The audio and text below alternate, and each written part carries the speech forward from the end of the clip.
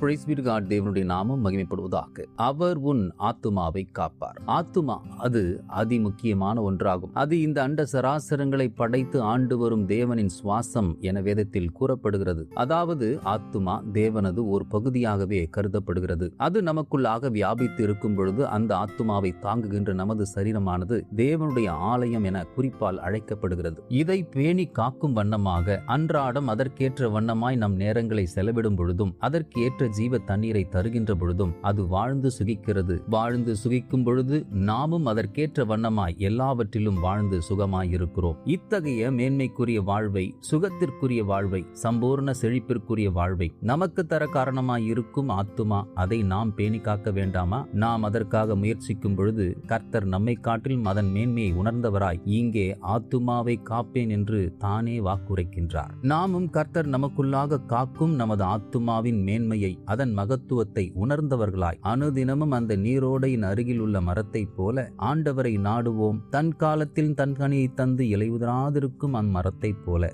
எந்நாளும் வாழ்ந்து சுகமாயிருப்போம். God bless you abundantly.